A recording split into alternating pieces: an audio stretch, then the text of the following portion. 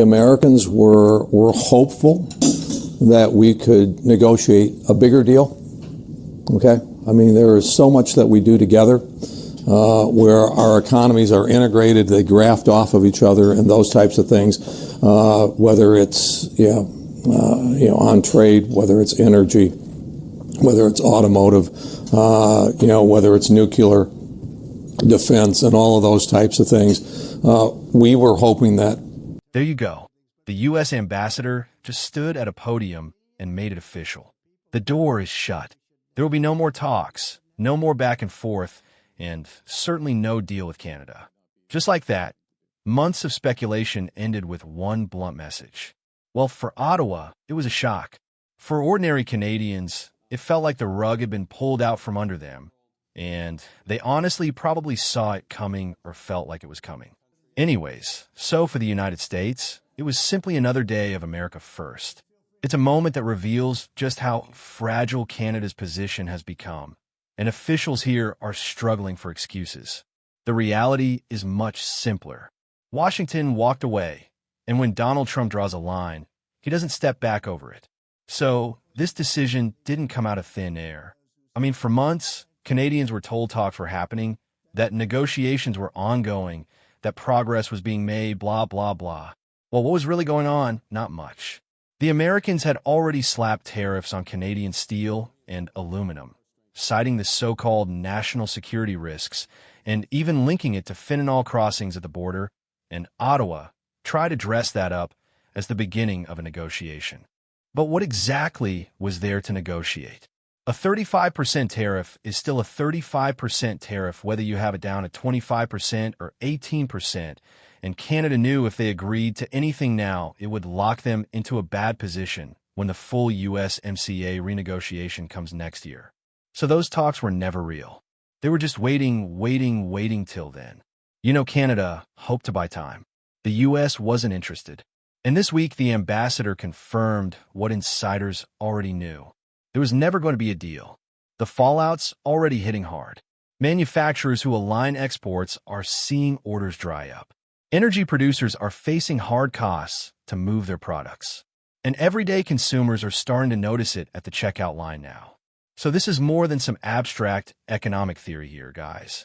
It's visible in the most ordinary of places. We support Canada $200 billion a year in subsidies one way or the other. We let them make millions of cars. We let them send us lumber. We don't need their lumber. We're going to free up our lumber. Like take coffee, for example. Your friend goes out to the store, grabs some brand that he's been buying for years, and suddenly the price tag makes him a pause. The kind of coffee that used to be $12 now is $18. What changed? The beans still come from Brazil. Process is still the same, but the difference is an American company now pays a 50% tariff when they import those beans. That cost gets passed down the line and into the grocery store on the shelf itself in Canada. And so the morning cup costs more. That's inflation at work triggered by the tariffs. And it's not just coffee. It's steel, aluminum, it's manufacturing goods across the board. Tariffs just don't squeeze companies, they squeeze families. And when those families are already stretched thin by high mortgages, grocery bills, rising energy costs, it becomes more than an inconvenience. It becomes a daily reminder that politics in Ottawa have real consequences. But Ottawa doesn't seem to recognize that. And all everywhere, all places like the kitchen, at the gas pump, at the workplace. Some households are already cutting back, skipping vacations, pulling kids from extracurricular activities just to balance their budgets. That isn't a distant economic chatter. That is life right now. First is going to come, and we will have most of our deals finished, if not all. We haven't really had a lot of luck with Canada. I think Canada could be one where they'll just pay tariffs, not really a negotiation. We're working very diligently with Europe. So, here's the contrast that Canadians cannot ignore. On one side, Trump looks firm, decisive, and in control. He's setting the rules, and whether people like it or not, those rules stick. On the other side, Mark Carney looks defensive, and instead of solutions, he offers excuses. He points south and blames Washington for every problem. While Canada's industries continue to buckle under the pressure, jobs are bleeding away, exports are shrinking, and ordinary workers are left wondering why are they paying the price for political missteps. It's the same story that we've seen before, that I've seen before many times. Strong leadership commands respect. Weak leadership points fingers, gets manipulated, gets pulled in all sorts of direction, and self-implodes. Now, I'm going to talk about the ambassador's tone here. Not only did he shut down the idea of a deal, but he also had some choice words for Canadians themselves. Now listen to this. He said he was disappointed. Disappointed that Canadians don't seem passionate enough about the U.S.-Canada relationship. And to many ears, it sounded like a lecture, a dismissal of Canadian frustration, as though Otto's concerns and the public's anger were just bad matters. Public response has been explosive. Twitter is filled with Canadians wondering whether the American ambassador even gets it. One of them called upon him to look in the mirror, claiming that the actual issue is not Canadians but America's treatment of Canada. Another voice came out and spoke plainly. You can't kick the dog and then complain that it growled. That indignation is not rhetorical. It appears in hard numbers. Cross-border visits have fallen. Fewer Canadians are spending money in U.S. stores. Americans' brands of alcohol have fallen in sales. Canadian writers are selling more books domestically. Exports to America have dropped by the billions. The message is clear. Canadians are voting with their wallets. And Ottawa's reaction has been tardy. Mark Carney and his staff seem to be in scramble mode, talking about diversification, new supply chains, and negotiating with anyone who will listen. It sounds less like strategy and more like desperation. Over the past few weeks, Carney has been in Mexico promoting closer trade links that circumvent the United States. There have been proclamations of new liquefied natural gas projects, expedited port expansions in Montreal, and hastened initiatives to break through channels to Europe and Asia. These are significant actions, but the hard reality is that they should have started years earlier.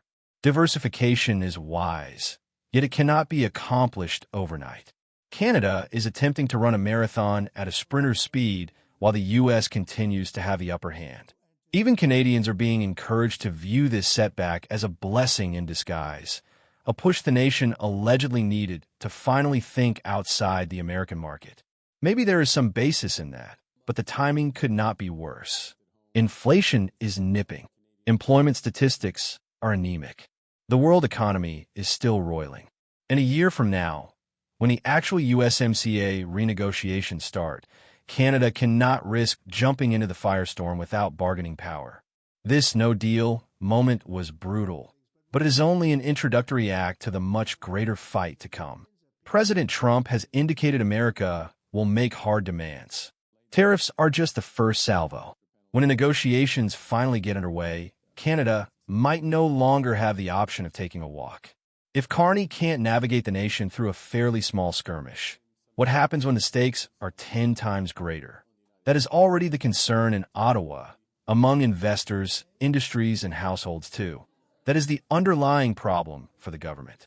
Trade agreements with Europe, infrastructure projects in Asia, and trade deals with Mexico all sound great. But when it comes down to it, the United States is still Canada's behemoth trading partner.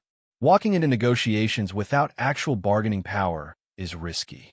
Carney's bluff about U.S. protectionism won't hide it. Regular Canadians can see the difference clearly. Trump is firm and in charge. Carney is indecisive and reactive. Canada stands at a turning point. The ambassador's candid no deal ended one chapter and began another. Time for playing games is done. The choices made in the coming months will decide whether Canada adapts and survives or slides deeper into crisis while America powers ahead. The frustration and anger Canadians feel are real and justified. But anger alone will not solve the problem. Only leadership and credible strategy can. That is the test Carney has yet to pass. This is not just about tariffs. It is about credibility, grit, and whether Canada can stand alone when Washington shuts the door. So far, the scene is dark. The United States appears to be powerful. Canada appears to be anxious. If that does not change, the divergence between the two nations will keep increasing. Today is the day Canadians need to call for more from their leaders. Authentic solutions, genuine preparation, and genuine toughness. Post this story, discuss it, and make decision makers answerable. Canada's future role in North America will not be built on waiting. It will be built on action. Thanks for tuning in to NextTruth Report. What do you think of today's news? Let me know below. I read every single one. If you like this update, like the video and subscribe so you never miss our new breaking news and analysis. Thanks for watching the Next Report.